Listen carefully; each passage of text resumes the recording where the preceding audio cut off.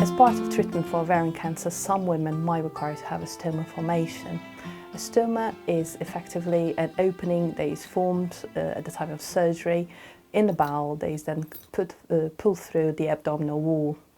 So having a stoma can be very challenging for women with ovarian cancer. These videos are intended to signpost women for further information, also to support them and give them advice they can access in their own time.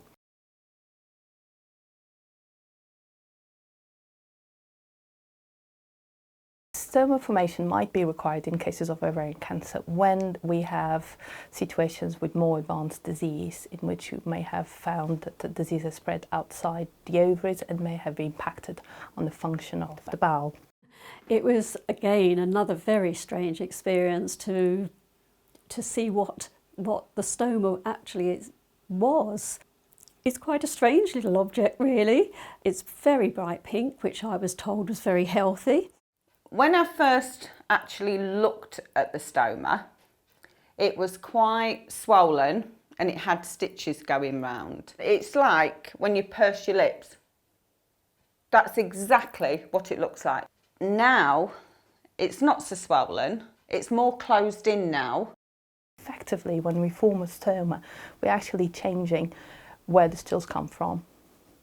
And instead of stools being passed through the anus, the stools would then be passed through an opening in the abdomen. The stools will go into a bag.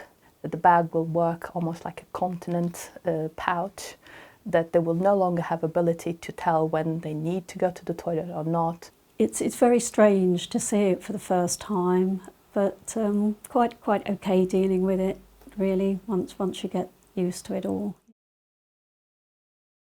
The most important thing is to give yourself plenty of time and to almost rehearse in your mind what you need to do. The other thing will be to always have the equipment you require with you.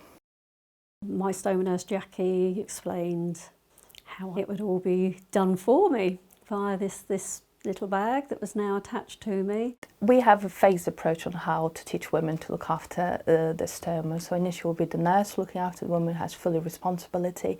Then the stoma nurse will come in and give her quite practical tips. And together the woman in the coming days, she will teach her how to change the bag on her own.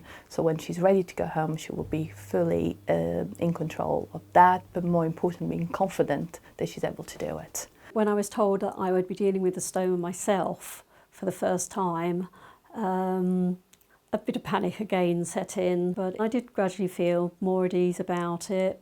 Everything is sent home with you, everything is arranged to be delivered to you, so you just get your little, what looks like a nice wash bag out in the morning, lay out your kit.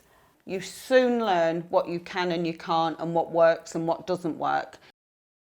You have got to totally prove that you can manage it. They're not saying being perfect at it and having your routine going, but that comes with time. Coping with the stoma on a daily basis, every day is different, but you soon get into your routine. I have had leaks with the stoma bag. A couple of times at home, I just suddenly felt, oh, I feel quite damp. And unfortunately, yes, the seal hadn't quite been as secure as I'd hoped from first thing in the morning. So you just have to go off and clean yourself up. You can't panic, it's happened. You've just got to go and put it right. Going out, I always had a stoma kit in my handbag. In the car, there was always a clean stoma kit, so I wasn't going to get caught out. Most women worry about having an accident, a leak of stools, and that being noticed by other people.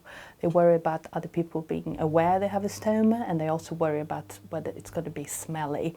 I really strongly advise that they speak to the nurse specialist, because more often than not there are things we can do about. Everybody asks the same thing, does it leak? The only time mine's leaked in 3 years is when I had diarrhoea.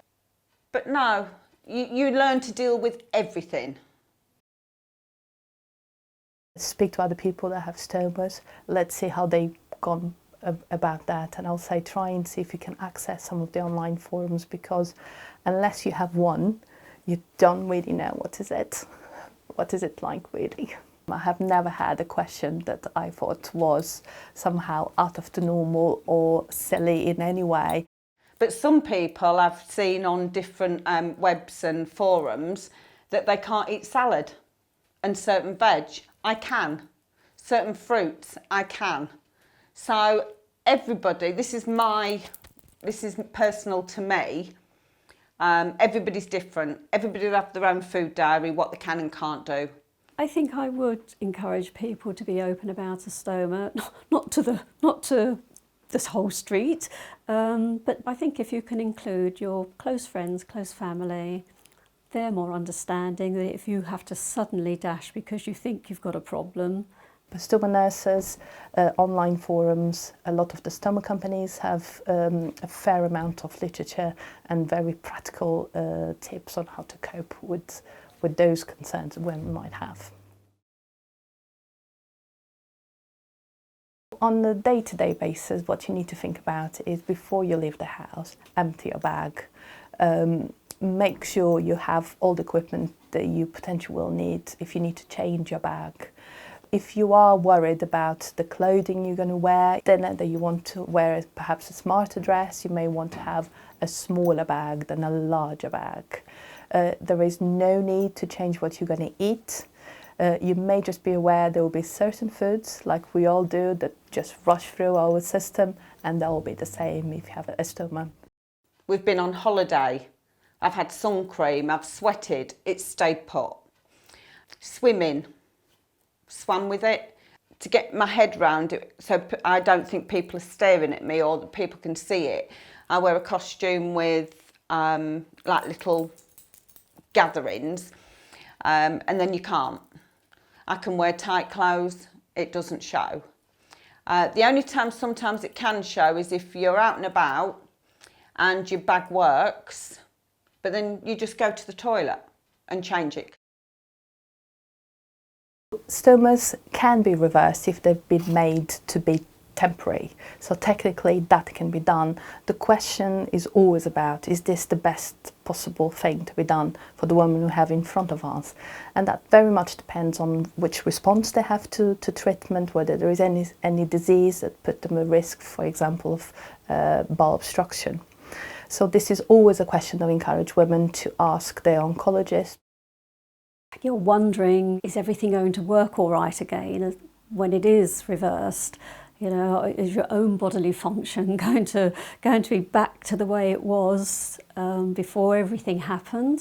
I just don't even think about it now. Apart from obviously I have a scar to remind me and a little lump there that wasn't there before to remind me, but no, I'm just very grateful to being able to have mine reversed. Yes, very grateful. When I went for my checkup, they said there'd be no reversal and that your stoma will be permanent. To begin with, I was a bit, but you know what? I won't go through surgery again. It's fine. I can deal with it.